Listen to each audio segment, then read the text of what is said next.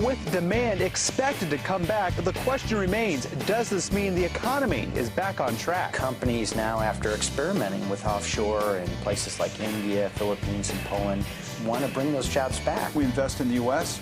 We're the biggest exporter in the country. In the cycle we're in right now, we're creating jobs. From Radio America, it's Neil Asbury's Made in America, the show that explores American industry, large and small, and promotes American-made products everywhere. Put Neil Asbury's Made in America to work for you. Welcome to Made in America. I'm your host, Neil Asbury, together with co-host Dr. Rich Rothman. Rich, we got a really exciting show today, a lot to talk about. But first, I want to welcome our listeners in two new markets. I know, I'm excited. Very proud about this. This is great. WNWF-AM in Evergreen, Alabama, and WPNS-AM in Fort Walton Beach, Destin, Florida. So, Rich, congratulations. No, I think it's great, and we welcome all you guys and ladies listening to us. That's terrific. Up in Destin, and go Bama. Well, just to let everybody know, please join us on this exciting journey as we discuss ways to improve our economy, to lift our people up, to create prosperity and strengthen our country through economic freedom. Economic freedom. I love that. Economic freedom. That's what we stand here for. Economic freedom. So welcome, everybody in Evergreen, Alabama, and Fort Walton Beach, Destin, Florida. So, Rich, we got a great show today. We got a lot to talk about. But it is concerning about the rise of the coronavirus, specifically the Delta variant across the United States right now. And what should we do about it? I hope we learned our lesson from 2020, about this, this lockdown. We're just not going to go back there.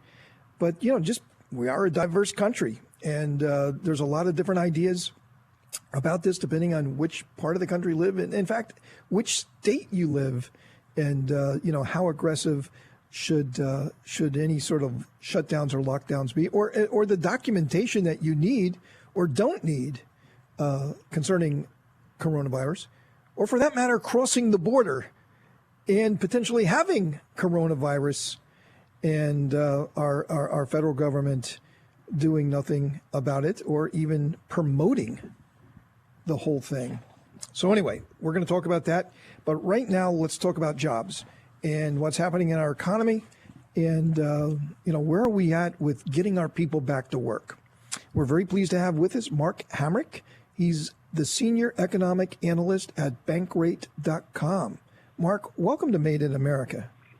Always a pleasure, gentlemen. Thank you for having me. So let us know, what is the outcome for July? What happened in July? Should we be pleased with that? Are we on track with getting our people back to work? And what do you think, with coronavirus and things that's happening, the things that's being said around our country right now, what the prospects are for getting people back to work? Sure.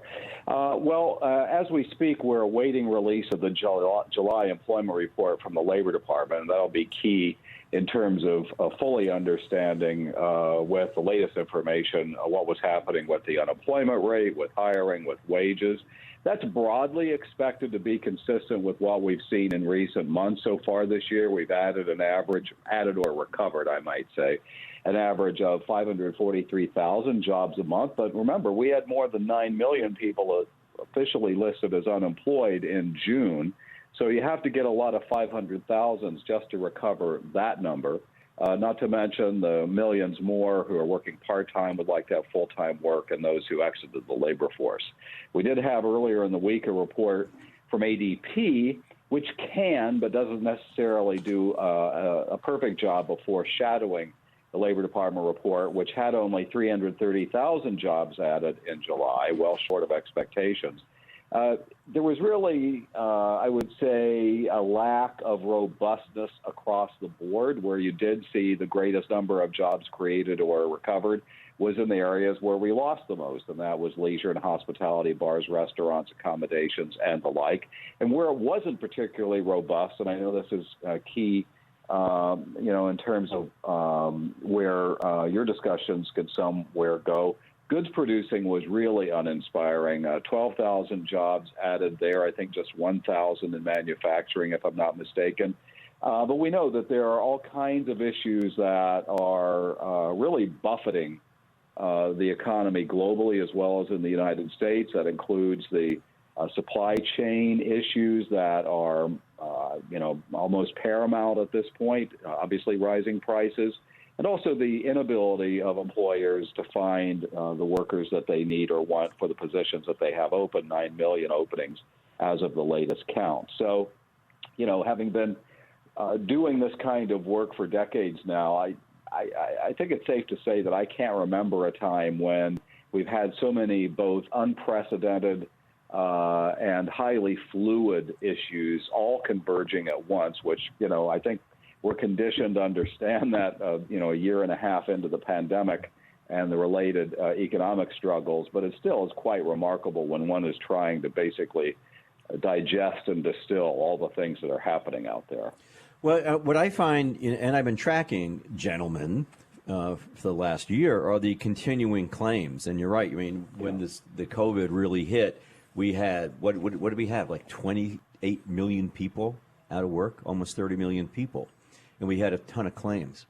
And right now, the continuing jobless claims has dropped down to 2.93 million, which I think, Mark, that's a low, isn't it? That's the lowest point right now. Pandemic low. It absolutely is, yes. So I mean, we're starting, you would think, you know what I mean? It would be great if these people would come back to work. We still have people out there. The Biltmore, my office is at the Biltmore Hotel in Miami, in Coral Gables, and they are still short, and they were writing it up right now in the current issue. Over 230 people are still missing. They're not coming back. A lot of people are just not going back to the hospitality type of jobs. I think these people are moving on. They know how hard it's got hit. Hey, Mark, have you done any work like on small businesses and entrepreneurs and we heard a lot in the pandemic about how our small businesses and entrepreneurs were being decimated, and then fortunately we had the PPP money, and that was a lifesaver for many. But still, as Rich said, in the hospitality industry, these businesses didn't recover much longer than maybe some of our others. People have moved on. So Rich, I know you want to jump in here, but what do you think is the strength right now of our small businesses and entrepreneurs? Yeah, well, I got to tell you something. I mean, in real time right now, Spirit Airlines has experienced massive cancellation. Now, they blame the weather, but they're also blaming crew shortages. American Airlines had the same problem. They're still having problem. That's the travel industry. I'm talking about the hospitality industry. You're still seeing all these signs out there, come in for a job. We'll pay you money to come in and have an interview. This is a very unusual situation. Mark, I mean, so, how do we move forward with this? And Mark, I mean, we got all these jobs, jobs wanted on Main Street right now, and people can't find workers. I mean, that's not a good sign. But yet so many people are out of jobs. I mean, how do you reconcile that? Well, first of all, I think, we had unprecedented disruption and destruction, 22 million jobs lost March, April last year. We're in the process of doing some survey work, which we'll talk about ahead of Labor Day, where we're asking people, what is it that you are prioritizing either as a current worker or someone who is in the workforce looking for work, and that'll be quite illuminating. I'll just put that little teaser out there. But what I would say is that many. I think you hinted on this before. I think a lot of people moved on, whether it was taking a job elsewhere or perhaps being forced to stay at home with children or loved ones. And we need to get the schools open. We need to get daycares open. And so we just had this massive amount of disruption. The good news is, and I think this is key, and I think sometimes we'll focus on the stresses because that's kind of the most urgent piece. I think that there has been a remarkable level of innovation and productivity enhancement during this time. where businesses have been forced to put solutions in place. But Mark, how do you explain though? You said something, about innovation, and that's great. But you just said that there was like 1,000 manufacturing jobs. I mean, that's nothing. I mean, that's nothing. So, I mean, it's not innovation has destroyed all those jobs. Is manufacturing just not getting back on its feet? Which is strange because there's such a deficit of products out there. Now you go into any sort of retailer and the shelves are empty. There's nothing to buy. We've been talking for weeks about supply chain problems. Hey, Mark, it's unfortunately we're out of time, man. This went by really, really fast, but very, very fascinating to see how our economy is recovering in the sort of areas that it's recovering in. But the thing that just puzzles me is, like, Rich, what you said, there's so many help wanted signs everywhere I go. I traveled all over the country just in the last couple of weeks. I've been many places, and it's not just in one part of our country. It's everywhere. Everybody's looking for people, yet you got all of these people sitting on the sidelines. I don't get it. Mark, hey, thanks for being on the show. Mark Hamrick, Senior Economic Analyst at Bankrate.com. We'll talk to you again soon, Mark. Thank you. All the best. Coming up, Dr. Rich and I got a lot to talk about. You want to stay with us for this. Made in America.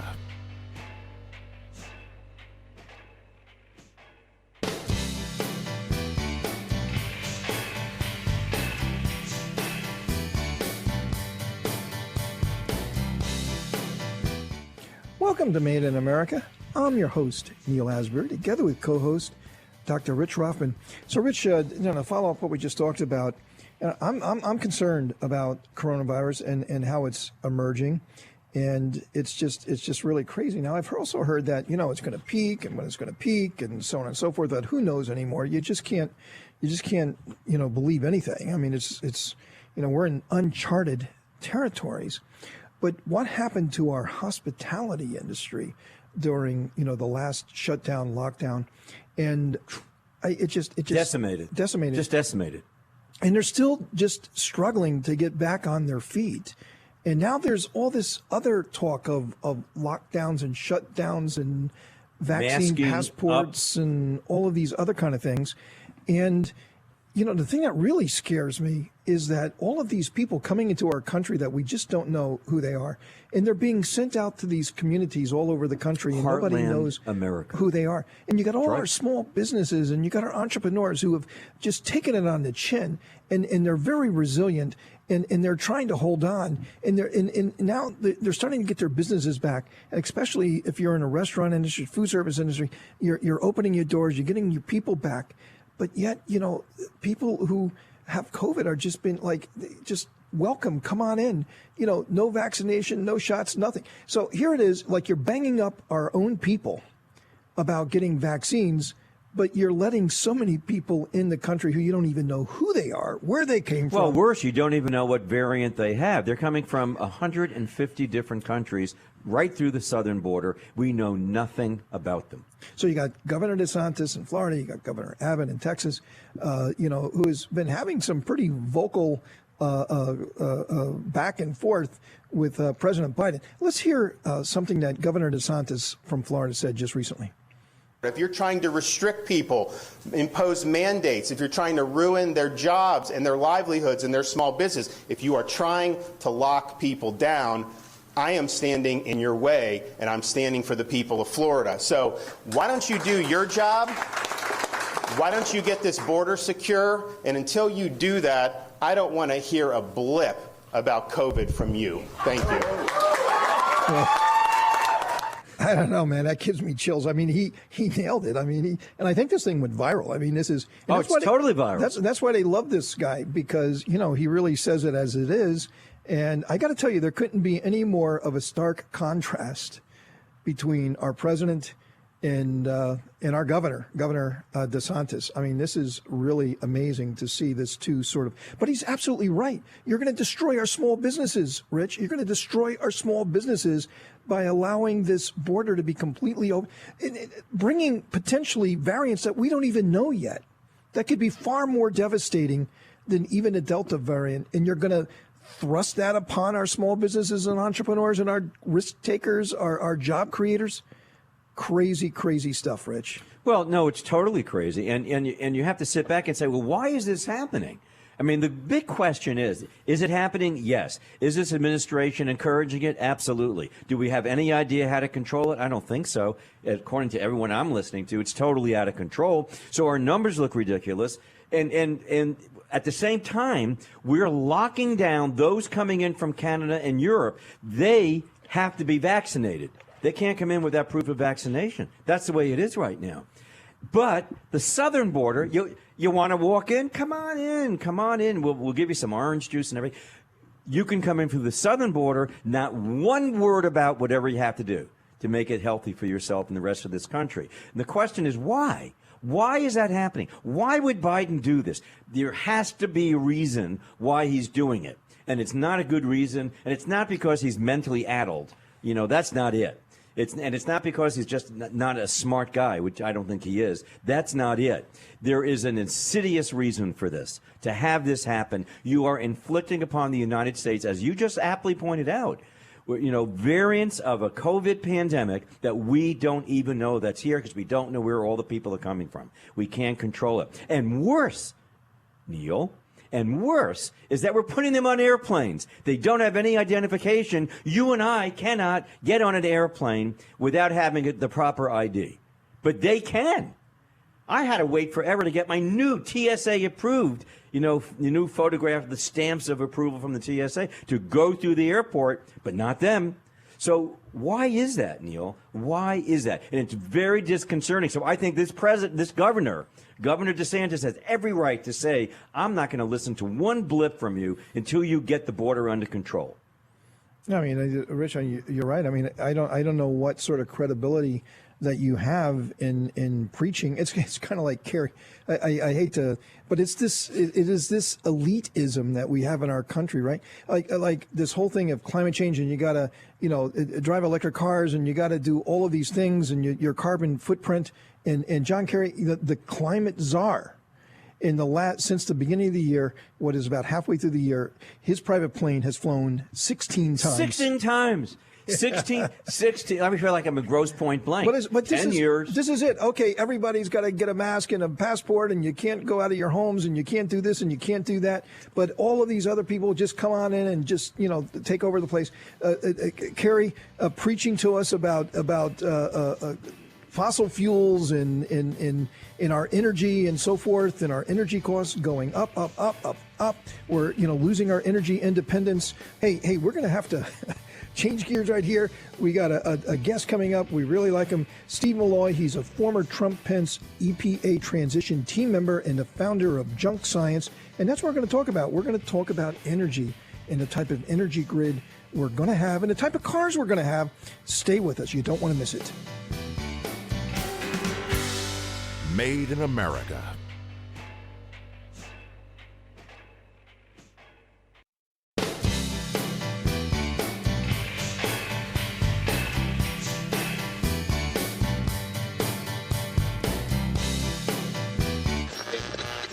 Sharply higher at the open, stocks continued to perform well over the course of the day Tuesday. And I think that bodes well here over the next couple of years for having bigger demands coming to this country. Now, more of Neil Asbury's Made in America. Welcome to Made in America. I'm your host, Neil Asbury, together with co-host Dr. Rich Rothman. So, Rich, just like we just talked a minute ago, the climate czar himself, John Kerry, flying around 16 times. His private plane flew in the first 6 months of the year.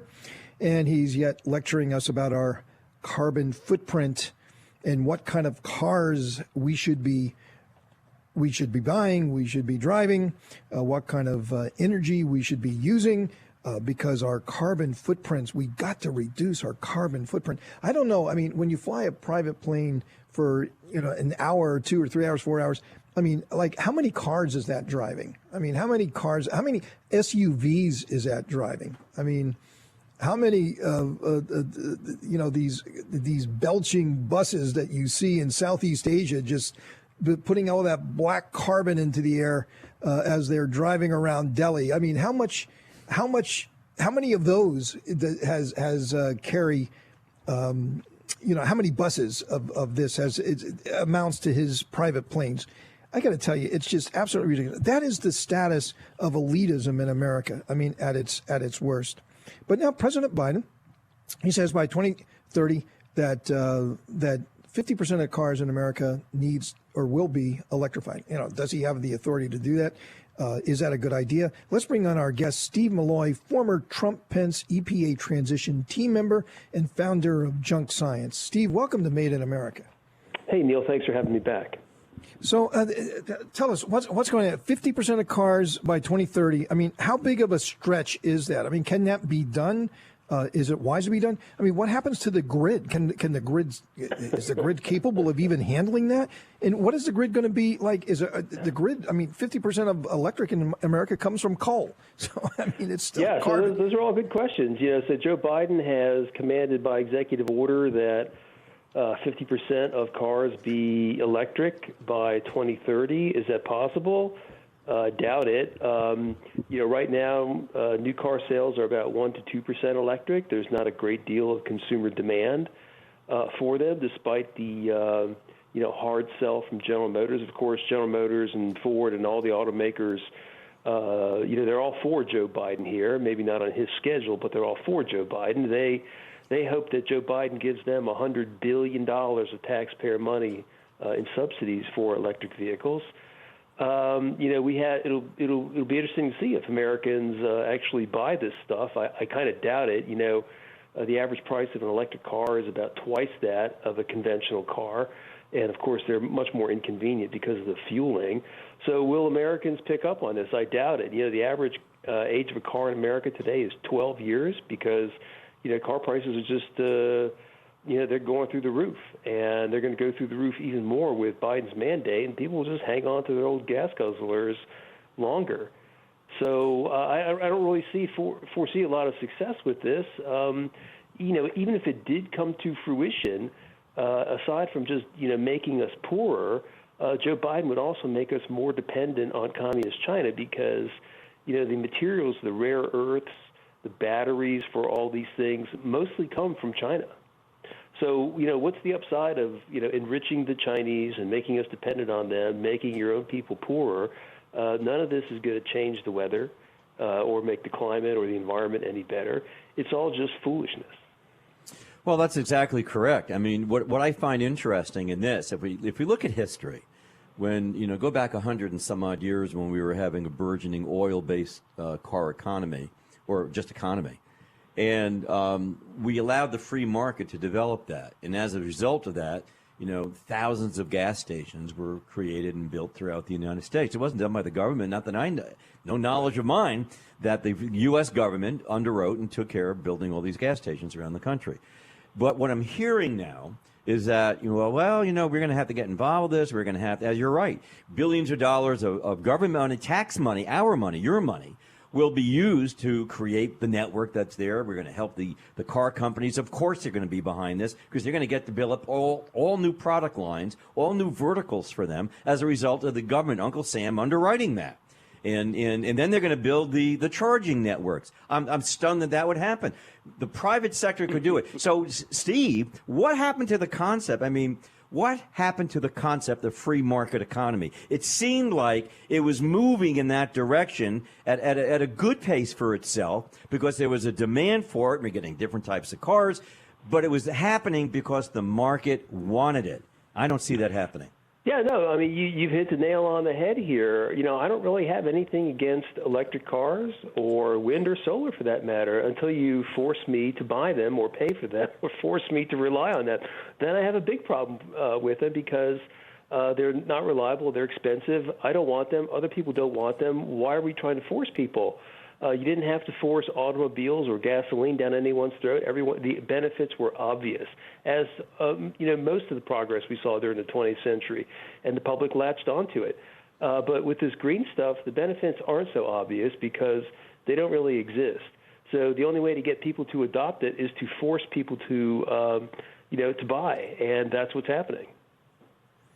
So, a thing that really bothers me here is, the $100 billion. You said $100 billion of taxpayer money to go, to these auto companies, but why not let our entrepreneurial community figure this out. Just give them, you don't have to give them $100 billion. You don't have to give them $100 billion. Just give them, a marketplace that's free and fair, where you're not picking the winners and you're not picking the losers, because in that case, it's just going to be cronyism. Well, it's another Solyndra. It's cronyism all over again, right? And, let the entrepreneurs, let our small businesses, it will come at the right time, at the right price for the American consumer, because the entrepreneur will figure out that demand when it's economic to provide. That will be there. Hey, look, it's great to say that, you're a clean energy company and all of that. The consumer wants to hear about that, but it's got to be economically viable. Yeah. And the entrepreneurial community will figure that out, won't they, Steve? Well, yeah, you're right, but big cars I don't think are very entrepreneurial. They would rather have at this point government guarantees. We saw this during Obama when the government bailed them out, and so they're the auto. But look at Elon Musk. He's an entrepreneur. I mean, hey, look, he's not a small. He was left out of the meeting. They didn't even invite him. And then maybe it went to the wrong address. That had to be it. Elon Musk has blocked me on Twitter because I call him a taxpayer parasite. Because everything he does nowadays depends on taxpayers.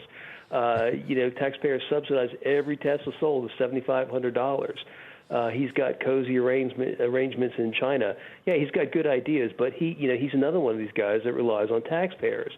Why doesn't he just forego the subsidies and sell Teslas for what he can get? Let's see how many he makes and see how many he sells. But the car industry and Elon, they're not interested in that anymore. Hey, Steve, I mean, we could carry this on, and we will carry it on at another time, but we really appreciate you being with us. Great conversation. Thanks. Steve Milloy he is the founder of junkscience.com. Hey, stick with us. Dr. Rich and I still got a lot more to talk about, a lot more fascinating things to share with you. Made in America.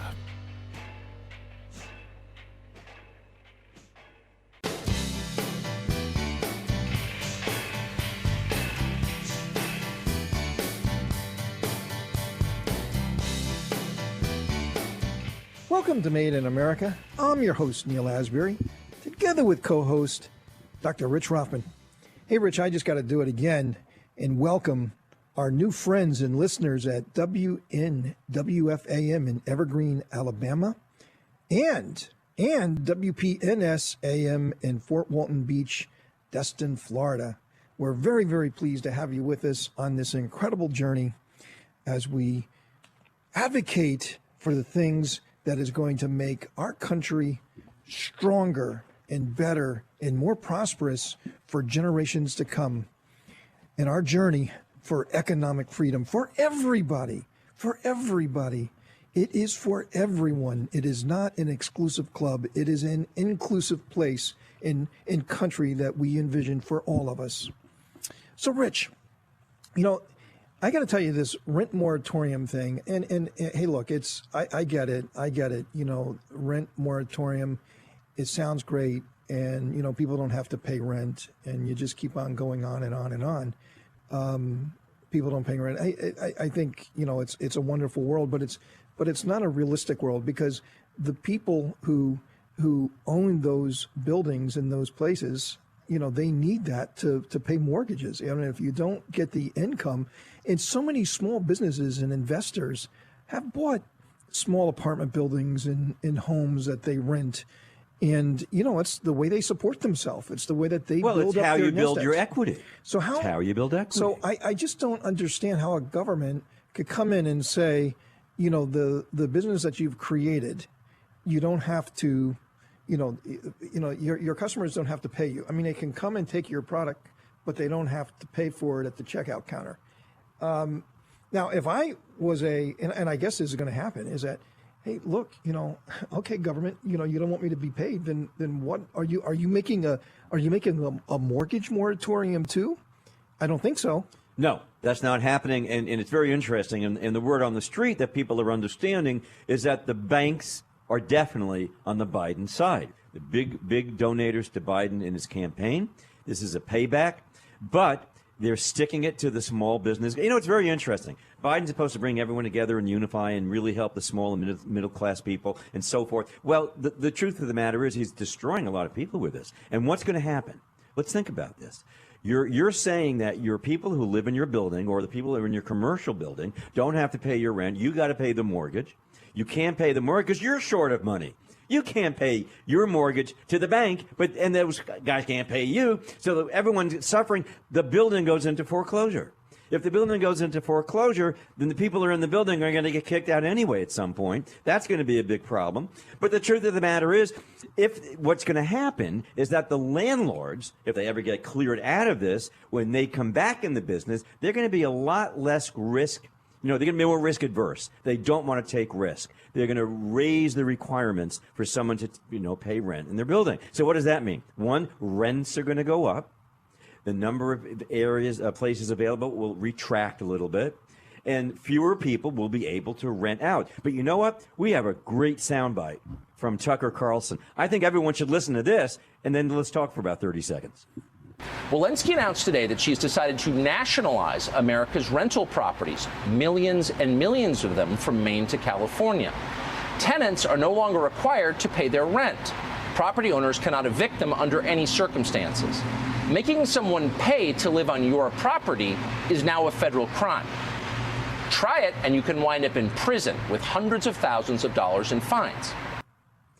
Well, Rich, I mean, that makes no sense. I mean, you're talking about nationalizing rental properties in America. I mean, where in the world did that come from? And if you take you ever see a picture of Havana, Cuba, yes, and you see how decaying it is, and it's like falling apart. Yeah, I saw it 9 times in real time. That's rent control.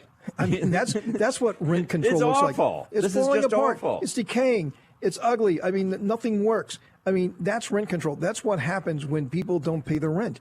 And hey, look, that's the way of the world. Now, what I don't know, and I just can't imagine, is all of these small businesses and entrepreneurs who've taken their hard-earned money to get a second home, a third home as a rental property. They went in there, they fixed it up, they made it very, very nice, and now they all this money. And like you said, the banks, they're behind it. Why? Because they foreclose on these properties and they get to take the properties. They got all this equity. You know, it's just wrong. It's wrong for America's small businesses, Rich. You got the last 15 seconds on this one. Well, to me, how much more can people take in this country? First, they're told they're non-essential. You're non-essential, so you're going to have to just close down. Even if you've been in business for 35 years, it's the lifeblood of your family and to survive. Now they're saying if you own real estate, you don't have to collect your rent, so you're going to go down in business again. This is just too much. It's over the top.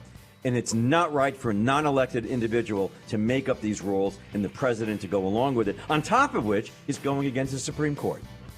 And that's another topic. Hey, Rich, we're out of time on this segment, but we got still a lot more to talk about. It's going to be our last segment. I really enjoyed the topic that we're going to have. Stay with us. Made in America.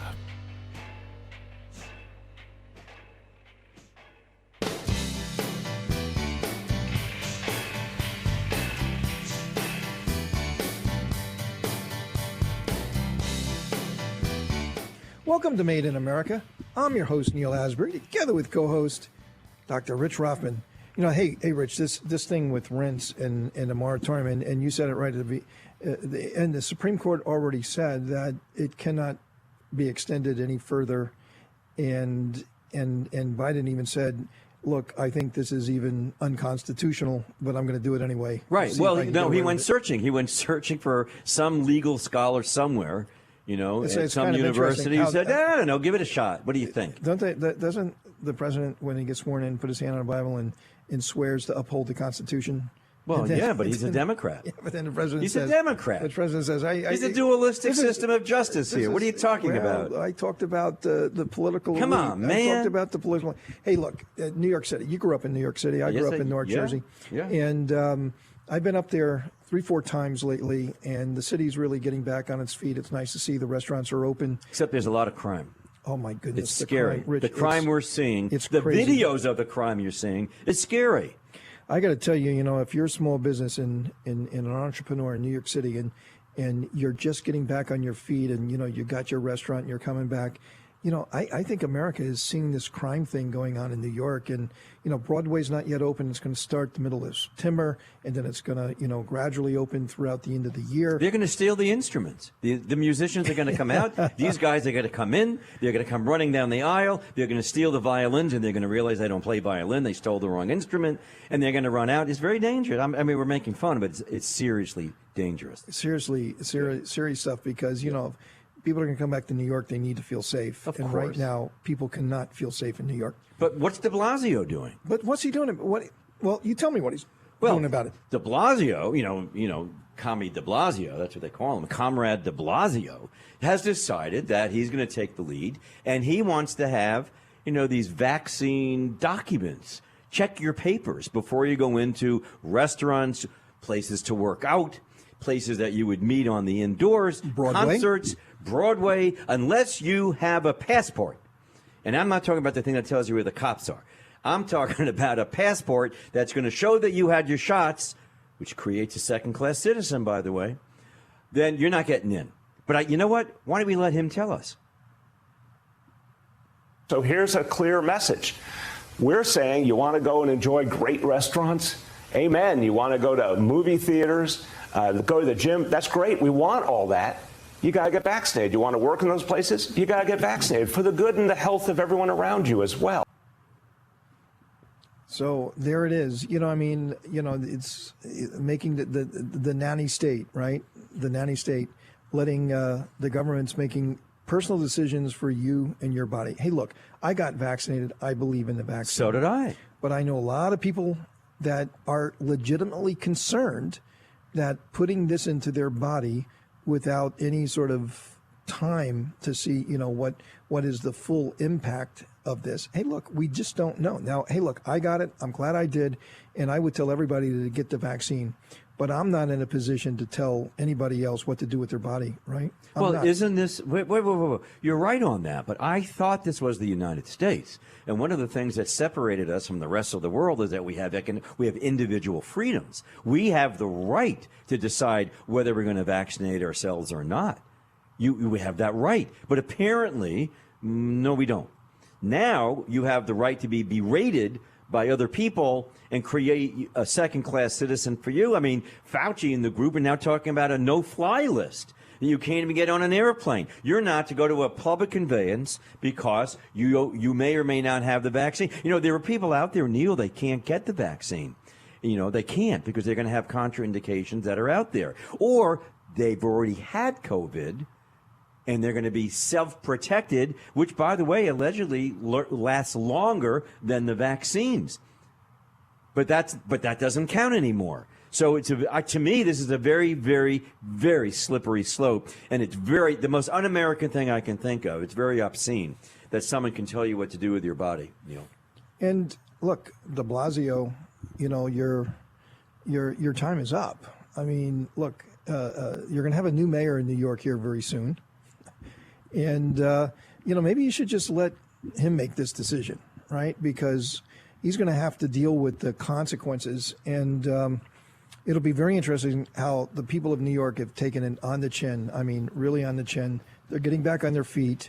You got the governor. Oh, my goodness, the governor. Well, that's a whole nother story. That's two shows coming down the pike. Telling the financial industry, bring your people back, bring your people back. We want people back in New York. We want them working. We want them working. We want them working. Anyway, Rich, we're out of time. Had a great time with you today, Rich. Great show as always. And we're going to be back again next week for another adventure of Made in America, where we never stop fighting for your jobs.